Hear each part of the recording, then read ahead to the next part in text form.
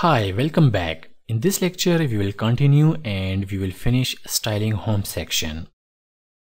In last lecture, we applied CSS to these headings. In this lecture, we are going to style this P element, this button element, and arrow down element, which is somewhere there. Okay, beneath these headings, I have this paragraph. Now I am going to apply CSS to this paragraph.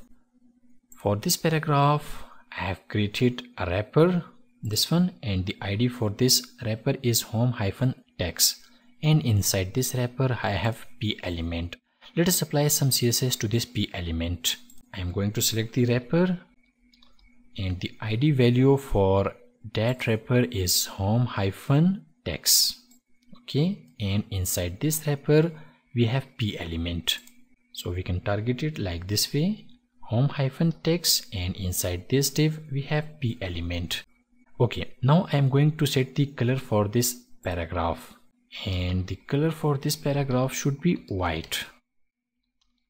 And now we have white color paragraph. Next I am going to set the font size, and the font size for this paragraph should be 17 pixels. And now you can see that there is large font for this paragraph. After that I am going to set the font weight. Right now it is too thick and I want to make it thin, and we can do it using Css Font Fit Property, and the value I am going to set is 100, and now it has thin font weight. Next, there is some default margin around this paragraph, and I am going to set some custom margin for this paragraph, and we can do it like this way. I am going to write Css margin property, and I am going to define the top margin as 8 pixels, right margin 0 pixels, bottom margin 30 pixels, and left margin 0 pixels. By this way it is going to generate custom outside space for this P element.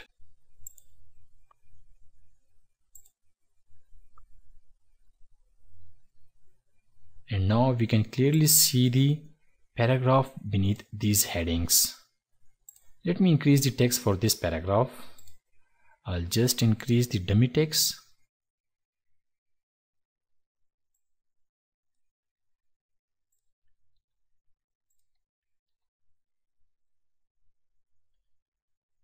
Okay, it looks fine.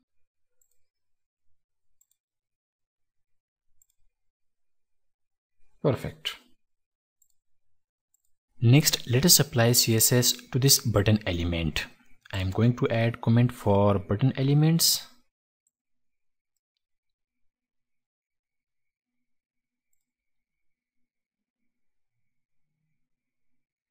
And the comment for button elements is just buttons. And we will write all CSS for solo buttons under this comment.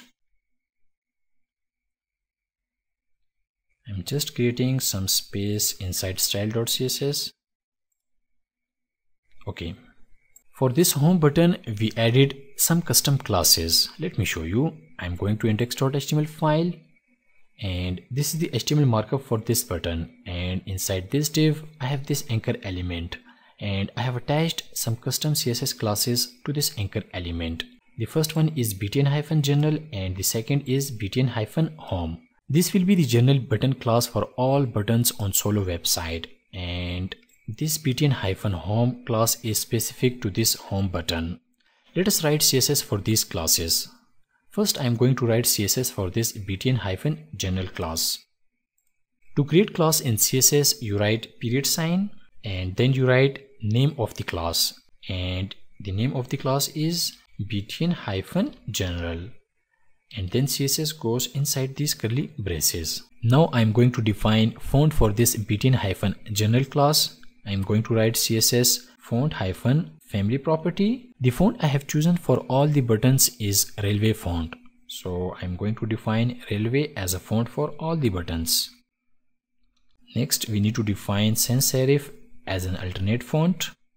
Okay, now I am going to define border radius, and the value for this border radius property is 28 pixels, and it is going to create nice looking rounded shape for buttons, and you can see that there is rounded shape for this button element.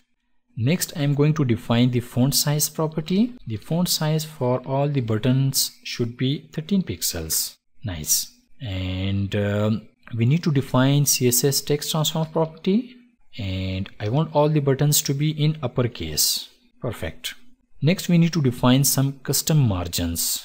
I'm going to write Css margin property, and I want to set the top and bottom with 0 value and left and right with 6 pixels.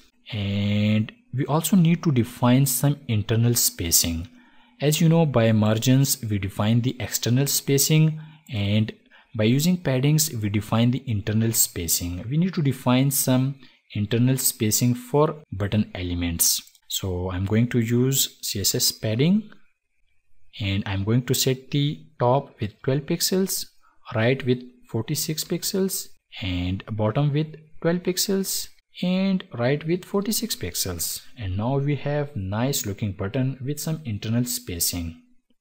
Okay, one last thing I want to add to this btn-general class is Css Transition Property. I'm going to write Css Transition Property, and the value for this Css Transition Property is all, which means it is going to cover all the transitions, and the duration for all the transitions should be 0.5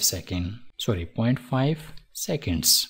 The CSS Transition Property allows you to change property values smoothly. This is the duration of transition if there is any transition, and I am considering all the transitions. Later on we will add hover effect, and we want that hover effect to be smooth, which will take 0.5 seconds to change its color on hover. And let me make sure for browser vendor prefix for this transition property. I'm going to select this CSS Transition Property, and I'm going straight to edit menu, and on this menu I'm going to select this auto prefix selection, and it is going to add browser vendor prefix for this transition property. And you can see that it just added this WebKit browser vendor prefix for this transition property, and this vendor prefix is going to make sure that this transition property will work on all the WebKit based browsers. Okay, now we have our general button CSS on place, and this will be generic CSS for all the buttons. Next, we have to add CSS for this custom class, I mean this btn-home class. I'm going to write CSS for btn-home class. I'm going to write dot, and after that I'm going to write btn-home, and now we are going to write CSS for this btn-home class. This btn-home class is going to be specific for this button. Okay, for this button I want to set the text color, and the text color should be white. Now we have white color text for this button. Next, let me define a border for this button. I'm going to write CSS border property, and the value is 1 pixel border, and it should be solid with white color. And now we have nice border around this button, and it is 1 pixel solid with white color. Perfect. Next, we need to write CSS for the hover state of this button. I mean, when user mouse hover on this button, it should show the yellow background, and we will also change the color of text on mouse hover. And for that we are going to use CSS hover pseudo classes. I'm going to select btn-home class, and now I'm going to apply CSS hover pseudo class. The hover selector is used to select elements and apply CSS when you mouse over them, or you can say the hover CSS pseudo class is applied when an element has mouse over it. And after that I'm going to add CSS focus pseudo class. I'm going to select btn-home class, and now I'm going to apply CSS focus pseudo class. The focus selector is used to select the element that has focus, or you can say the focus CSS pseudo class is applied when an element has received focus. And we write CSS for these two states inside these curly braces. Now I'm going to set the color property on mouse hover. Right now the color is gray on mouse hover, and I want it to be white. So I'm going to define CSS color property, and the value is white. And now we have white color text on mouse over for this button element. Next, let me set the background color, and the background should be moon yellow color, and the hexacode for moon yellow color is F4C613. And now the background color for this button on mouse over is yellow color, and we also need to define the border on mouse over. Okay, I'm going to define border on mouse over, and the border should be 1 pixel solid with yellow color, and the hexa value for moon yellow color is F4C613. And now we have nice looking button for home section.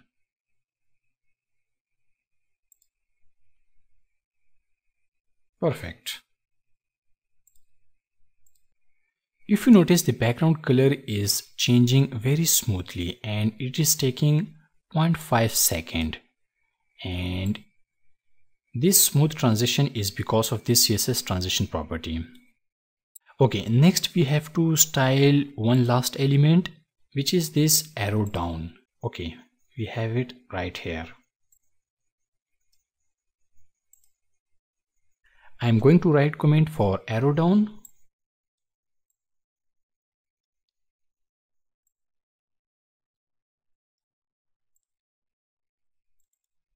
And the comment is arrow down, and we are going to write CSS for arrow down under this comment. The ID value for this arrow down is arrow-down. I'm going to select this anchor element with its ID. I'm going to write hash, and then I'm going to write arrow down.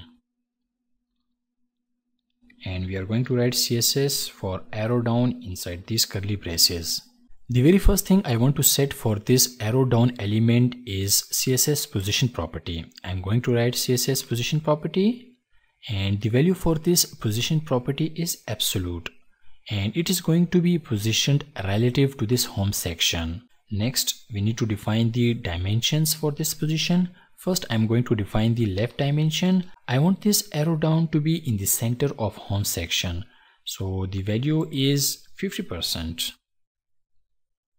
By this way, you can see that it is in the center of home section. Next, I want this to be little bit up, and for that I'm going to set the bottom dimension, and it should be little bit up with 20 pixels. And now you can see that it is exactly in the center of home section, and it is exactly at the bottom of home section. Nice. Next, let me set the color for this arrow down element, and the color value is white. And now we have white color arrow down, and now I'm going to set the font size, and the font size for this arrow down should be 32 pixels. Nice.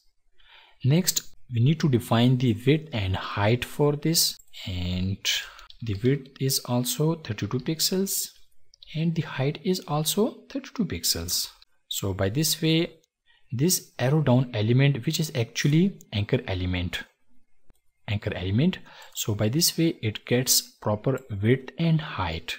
And let me center align it. For that we are going to use Css Text Align property, and it should be in the center, and now it is exactly in the center of this box.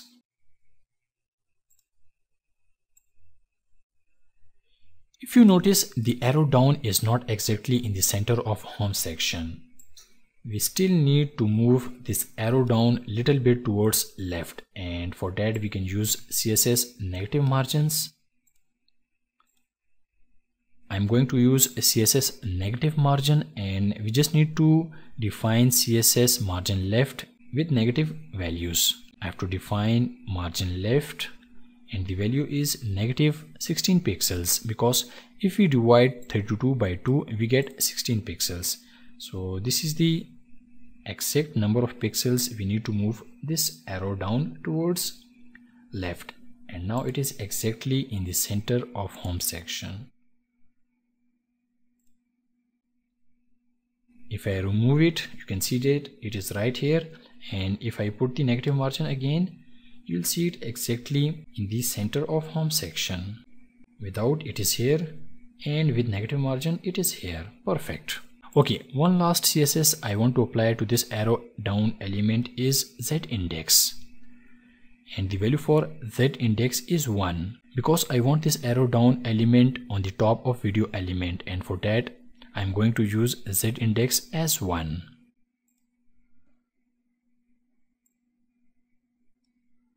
Perfect. Next we need to apply CSS hover effect for this arrow down. I'm going to write CSS pseudo classes for hover and focus effects. First I'm going to select arrow down and I have to apply the CSS hover effect, and after that I have to apply the CSS focus effect like this way.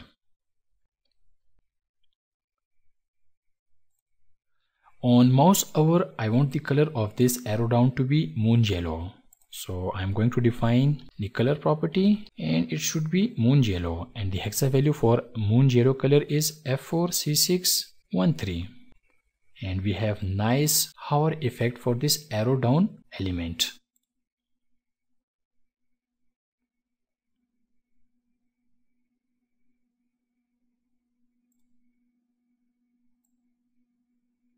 This arrow down will always stay in the center of home section. Perfect.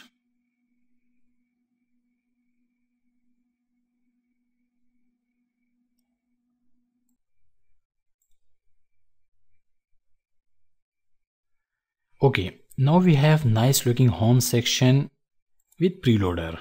This is the preloader. If you notice, the preloader is disappearing very fast. Let me make it slow.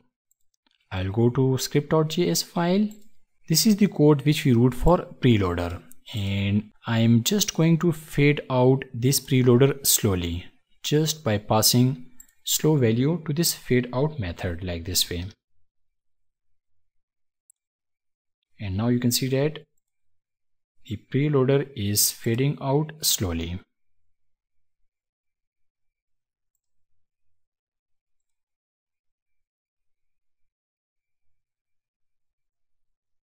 Okay, I'm going to close my browser window and I'm going to maximize my brackets code editor, and I have to beautify my code inside style.css.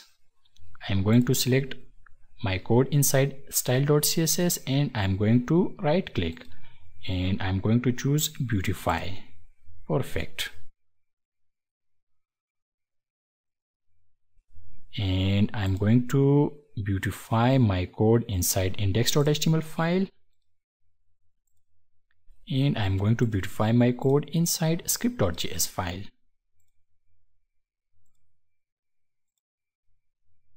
And we are done with home section.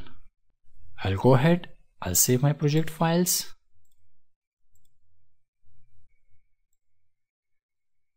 Okay, thank you very much for watching. If you have any confusion, please do let me know. I would be happy to help you. Thanks for your watching and I'll see you in next class.